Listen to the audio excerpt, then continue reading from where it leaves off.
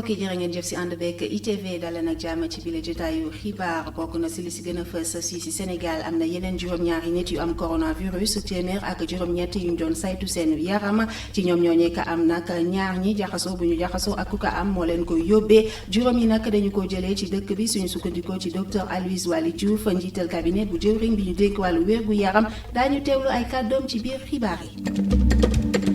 mu mel ni ci Ndakaaru gox bi di Wakaam la coronavirus gën a laal lu ëpp si fanweeri nit daanaka am nañ Covid-19 tey jii nag suñuy ndaw doxantu nañu fa gis nañ ñenn ci askan wa soppi nañu seen doxalin waaye am na nag ñenn si ñoom ñu umpale lorange yi mbas mi mën a andi bu ñu jógee Wakaam nag dañuy jàll ba Médina juróom-ñaari fan gannaaw ba ñu nemmeekoo ne am na ku fa am Covid-19 nu ko askan wi dundee daañu ci dikk ci bile jotaayu xibaar.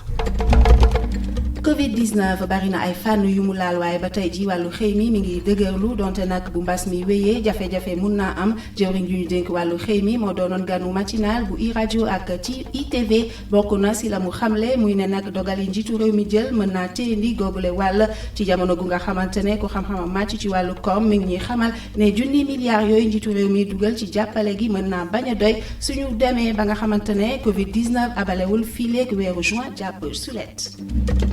yaatal bi Inès gis lay doon.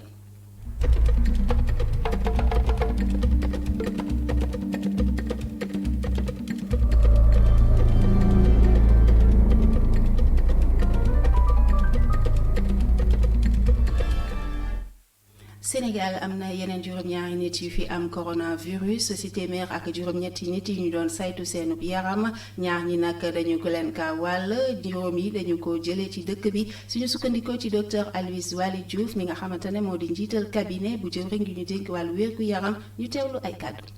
Ministère de la santé et de l'action sociale jot na résultat examen virologique yi may waaj a lim. ci téeméer ak juróom-ñetti test yi ñu def juróom-ñaar ñoo ci positif maanaam ñaari cas contact yi jaxasoo ak ñu yore doomu jàngoro bi ak juróomi cas communautaire juróom-ñett si ñi ñu hospitalisé woon wër nañu bésu tey ñi nga xam ne ñoo des ci hôpitaux yi ñu ngi am tan ci bésu tey bi dalee ko ci cas bi nga xam ne moom la Sénégal njëkk a am woññ nañu téeméer ak ñeent fukk ak ñeenti cas téeméer ak fukk ak ñett ti cas wër nañu ñaar ñu ñàkk seen bakkan benn bu ñu évacué mu des téeméer ak ñaar fukk ak juróom-ñetti cas ci suñu structure hospitalière yi ministère de la santé et de l'action sociale mu ngi woo askan wi ñu sàmmonteeg digle yi nga xam ne moom la ñuy joxle Wakaam bokk na ci gox yi nga xamante ne coronavirus ñoom la gën a laal daanaka lu toll ci fanweeri nit am nañu Covid-19 foofule tey nag suñuy ndaw dal di fay doxantu ngeen baal ma dal di xool nag nu ko askan bi dundee waaye dafa mel ne njàqare rek la ñuy gis ci seenu kanam ñenn tàmbalee soppi doxalin waaye mu am nag ñu nga xamante ne ñoom yéeguñu lorange yi nga xamante ne mbas mi mën na kaa andi Oumar Kane Augustin Mando. am na ñu nekk ci mode coronavirus. te tiit lool ci cas yu bëri yi nga xam ni lim nañ ko fii ci Wakaam. tiital nañu si benn côté quoi ndax bu leneen nga am na ak cas yu fi ne te xamoo fan la et puis da nga koy dégg rek bu nee ñu ne côté bii la ñu ne waa côté bi ne du foofu noonu fa côté bële la xam nga tamit xamoo fan la da ngay xaw a tiit quoi si benn côté. stress baa ngi fi quand même stress baa ngi fii benn njaboot tëddatul ba nelaw déjà masque bi sax dama ko xawoon a fàtte. dama génn ba ci buntu bi ma ne sama jëkkër dimbali ma jox ma sama masque bi mu dugg génne ko jox ma ko donc kenn ñemetul génn sans masque ci ñi yor masque am xale yi man samay doom vraiment du ñu génn ku ciy génn tamit jox naa la masque ak gant sa surtout dama lay jox gant boo ñëwee gant bi da nga koy summi def ko ci mbalit bi donc maa ngi bàyyi xel ci ñoom lu bëree bëri di xool aussi ñiy dugg sama kër ak ñiy génn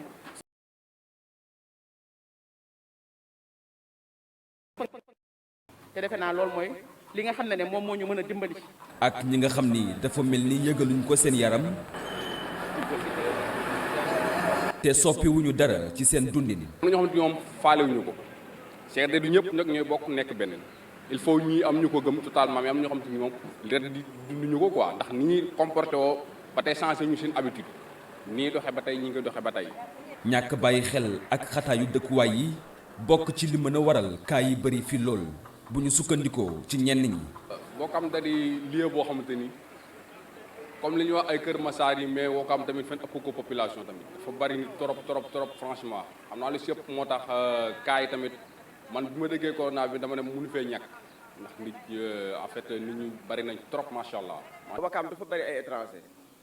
étranger yoo xamante ni dañuy ñëw fu ne la nit di jógee te aussi nit ñi duñuy toujours ñu ngi dox di tourner ci nit ñi te loolu aussi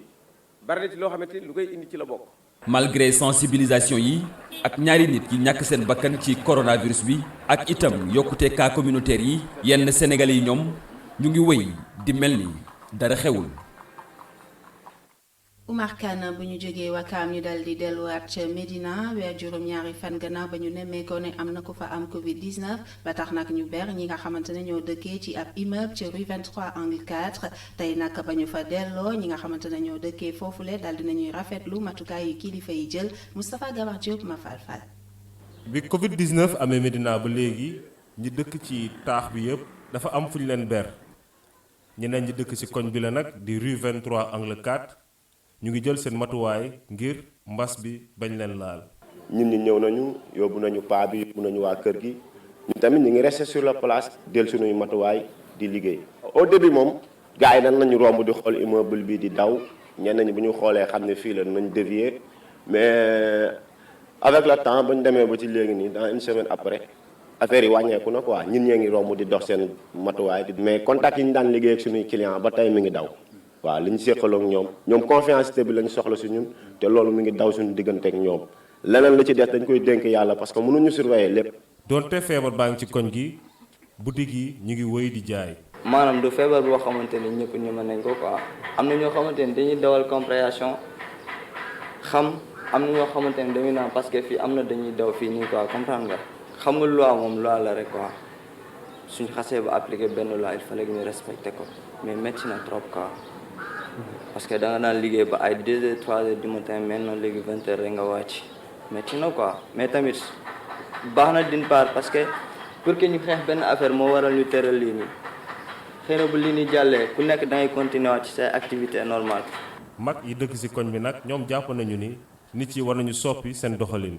lu nattu la wala lu nekk la muñ ci doon mais vu ni ñu gisee ni que ni muy àddina bi di doxee actuellement ak cette maladie là. ñun war nañu fagaru bu baax a baax war nañu taxaw suñu bopp bu baax a baax. man personnellement am na coppite parce que dama doon faral di romb ci buntu immeuble bi mais compte tenu bi loolu amee ba léegi damay wiiri damay aw koñ bële yéen ma gis sax maa ngi jóge koñ bële foofu laay awee pour ñëw suma kër suma njaboot aussi ak suma soxna aussi noonu la ñu awee malgré que am nañu masque am nañu lii mais comme ça dañuy fagaru rek bokk na ci fagaru daal waaw. góor gu am juróom-ñaar fukki at ku jóge woon France moom lañu testé positif ci koñ bile 30 mars bii ñu génn. Moustapha Gabar Diop jërëjëf Covid 19 bari na lool ay fànn yu mu laal waaye ba tey ji wàllu xëy mi ma ngay dëgërlu donte nag bu feebar bi wéyee ay jafe-jafe mën naa am jëwriñ yi ñu dégg wàllu xëy mi moo nekkoon ganu matinal bu iRadio ak ITV moom nag ma ngi dalal xel yi di xamle rek ne dogal yi njiitu réew mi jël mën naa téendi wàllu xëy mi ñu daal di si teewlu Cheikh Assane Fall ma Fall. taxawal ab mécanisme de financement boo xam ne dina teg ci table bi lu toll ci 200 milliards ci sunu koppar te xam ne bépp entreprise boo xam ne feebar bi sonal na la nga mën cee jot delloo wala sax dakkal lépp loo xam ne impôt la boo xam ne entreprise yi xam ne dugal nañ seen loxo ci xeex bi maanaam téye seen liggéeykat ci place yu ñuy liggéeyee wala sax ñoo xam ne dañ leen bàyyi ci chômage technique ñu jox leen lu ëpp ci seen salaire lii de mooy yenn mesures yoo xam ne njiitu réew mi jëloon na ko ngir jàppale entreprise sénégalaise yi mesures yoo xam ne sax su fekkee ne dina jàppale entreprise yi dina gën a jàppale tamit liggéeykat yi ci jamono jile. ñi mu gën a dal mooy liggéey bi parce que entreprise yu bari taxaw nañ yóbbu seen personnel en chômage technique mais mesures yi nga xam ni président de la République jël na ko ci discours am bi mu def le 3 avril dina tax fii ak ay weer yi ñu jëm ci kanam aussi ñu mën a bañ a ñàkk emploi parce que loolu mooy xeex bi. ab pexe goo xam ne mën naa am ay jafe-jafe su fekkee ne feebar bile wëy na. mën nañ ko soutenir mais damay jàpp ne su weesoo yenn weer yi dootul yomb pour état du Sénégal parce que suñu première prévision ñu ko def jàpp nañ ba fii ba juillet mu nekk suñu gannaaw. weer yi ñu jëm à tout le moins fii bu mois de juillet incha allah crise bi warul tax fii ci Sénégal mu impacté ci biir xëy. ci jamono joo xam ne président de la république dige woon na ab million emploi ci diiru juróomi at yu mu fi nar a toog crise bi lee xam ne nekk na ci biir réew mi ak ci àdduna bi nar naa jaxase carte yi le waaye jëwriñ gu ñu dénk lépp lu jëm ci mbiru liggéey gi moom mu ngi bëgg dalal xel yi. dina ci am tuuti lum ci gàllankoor waaye million emploi bi ne ñu jàppoon ne li ci ëpp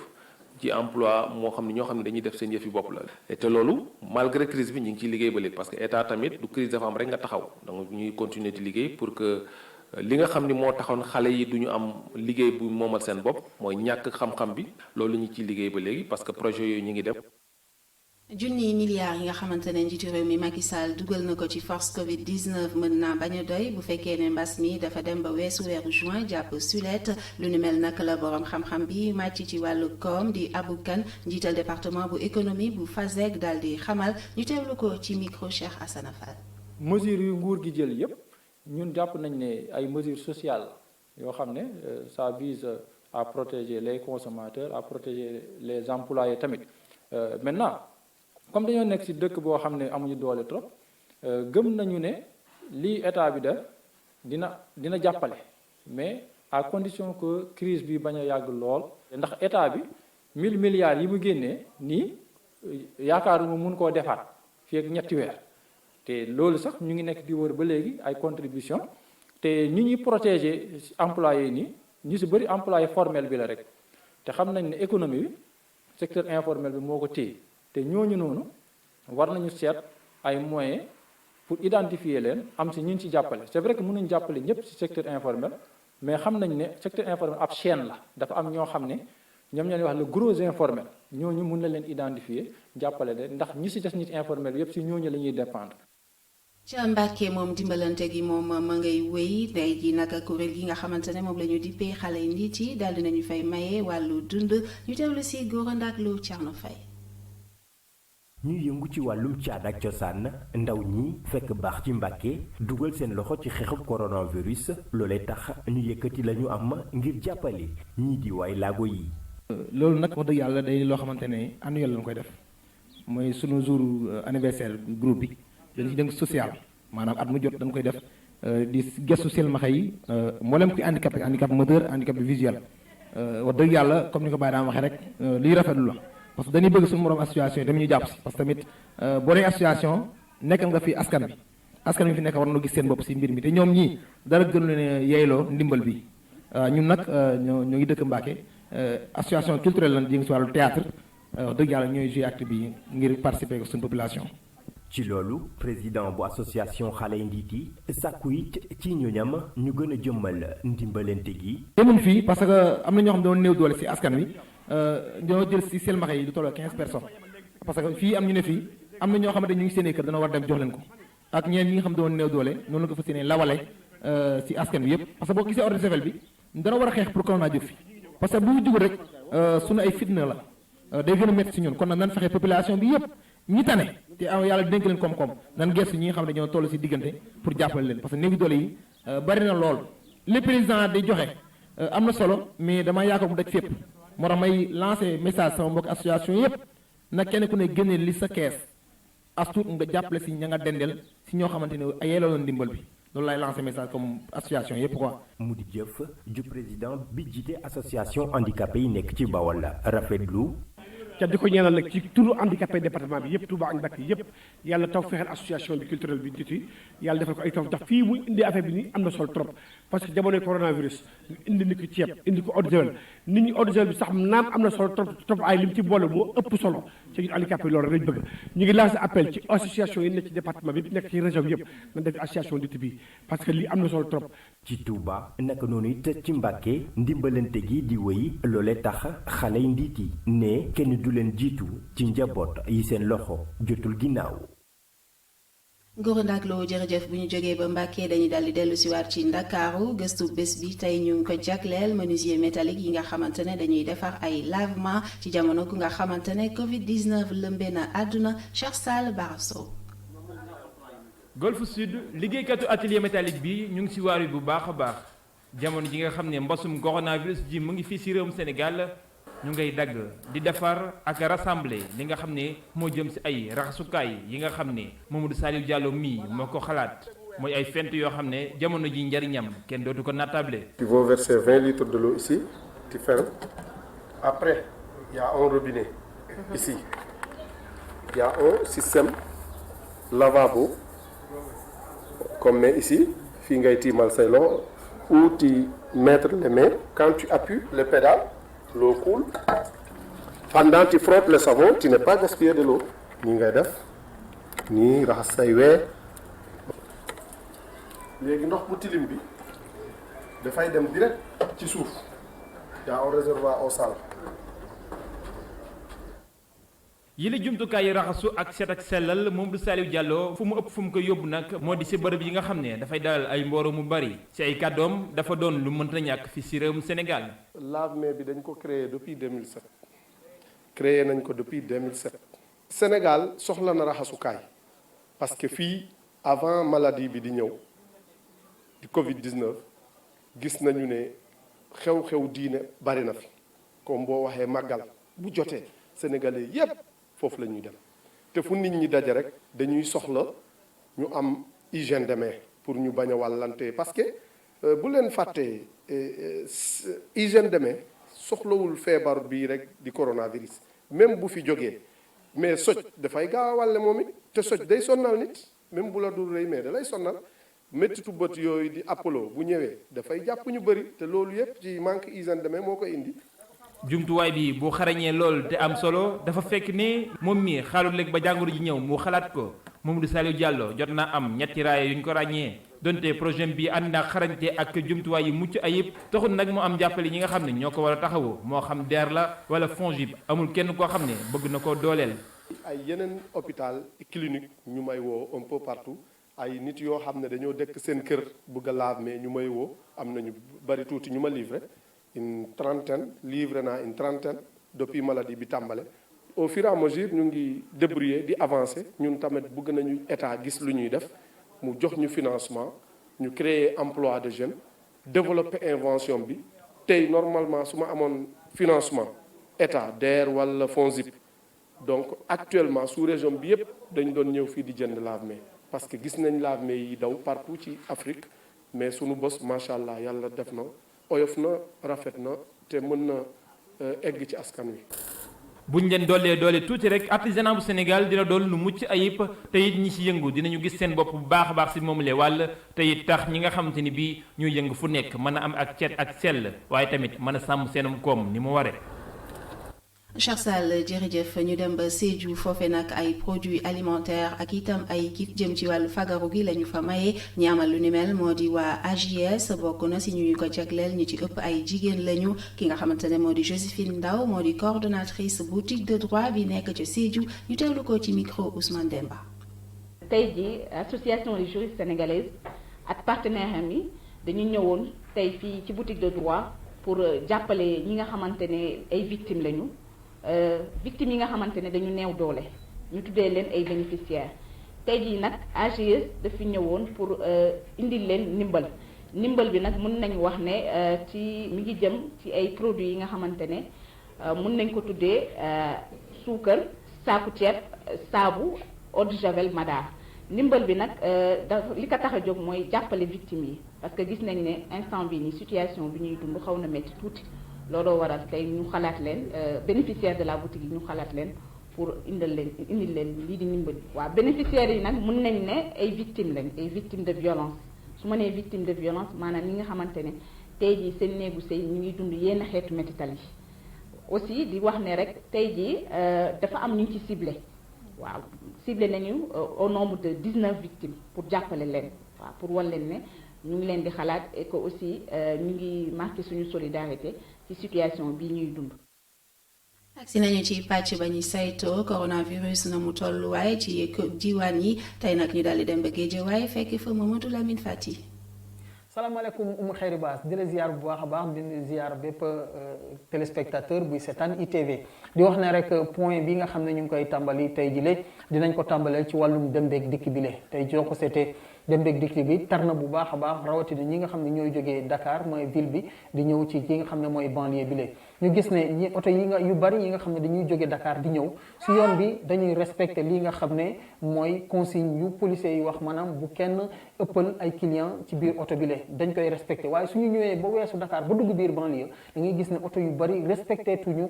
consigne yooyu maanaam dañuy jël client yu ëpp yi nga xam ne moom lañ leen doon tere dañ koy jël di ko ëppal donc mu doon li nga xam ne jaaxal na bu baax a baax ñu bari ci askan bi ñoom tamit ñu ngi koy ñaawtu bu baax a baax beneen bi mooy li nga xam ne mooy yokkum paas bi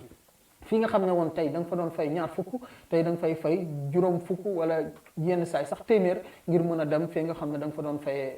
ñaar fukk beneen bi ñu gis ne calando yi aussi xam ngeen ne fan yi si ginnaaw ñu ngi wax ne fële ci Kër Massar am na nit yu nga xam ne amoon nañu doomu jàngoro bii di coronavirus te xamuñu kan moo leen ko jox muy transmission communautaire te am na ay calando yi nga xam ne day jógee fii nga xam ne mooy Géejawaay di dem Kër Massar donc loolu calando yooyu nag indi na ay jeexi jaax bu baax a baax askan wi ñu si bari ñu ngi ragal est-ce que sax ñi nga xam ne ñooy transmission communautaire yi est-ce que sax du leen wàlle parce que aussi jóge Kër Massar ñëw Géejawaay wala jóge Kër Massar dem Parcelles ak yu ni mel bari na ay calando yi nga xam ne ñu ngi koy def ñooñu nag bu ñu leen laajee ñi nga xam ne ñoo yore calando yi ñoom ñu ne seen motuwaay yépp ñu ngi koy def ñu ngi jël seen i motuwaay dinañ sol ay gants dinañ sol masque dinañ sol sax dinañ def ay gel antiseptique yi nga xam ne dinañ ko raxasee seen i loxo aussi dinañ ko may ñi nga xam ne ñooy clients yi bu mu ñëntal bi nag mooy activité de sensibilisation yi nga xam ne dañuy yee askan wi pour ñu gën a xam lan mooy feebar bi di coronavirus aussi naka na la ñuy def ngir moytu ko donc yooyu am na ay association yu bari tey ji lay xam nga suñu jógee ci lii nga xam ne mooy kilifa yi nekkee ci gox-goxaan yi ñëw nañ si association yi nga xam ne ñoo nekkee à la base ñoo nekk si suuf nekk ci gox-goxaan yi ñoom tamit ñu ngi ñenn ñu si bari ñu ngi def ay collecte di dajale ay mbir yi nga xam ne dañ koy yóbbu ci daara yi donc mu doon liggéey bi nga xam ne ñu ngi koy rafetlu bu baax a baax askan wi aussi di ko rafetlu bu baax a baax ci jàppale yi beneen bi nag mooy ñeneen ñi nga xam ne ñooy kilifa yi aussi ñu ngi continuer seen i sensibilisation yi ak seen i action yi ngay da xam ne dañ koy def maanaam jël ay saabu wala ay gel antiseptique ay eau de javel jox ko askan wi loolu yëpp rek ngir xeex li nga xam ne mooy feebaru coronavirus ngir mu jóge suñu dëkk bi la loolu moo nekkoon Oumou Khayri point yu bés bi di leen jaajëfal bu baax a baax. Mamadou Lamine Fati jërëjëf si noonu sax la ñu ndax keppee xibaaru marax yi mbokk yi jërë ngeen jëf si teewlu gi si kanam tuuti beneen jotaayu xibaar ngeen di ci ànd ak Assane Gueye ci nasaraan lay doon jërë ngeen jëf.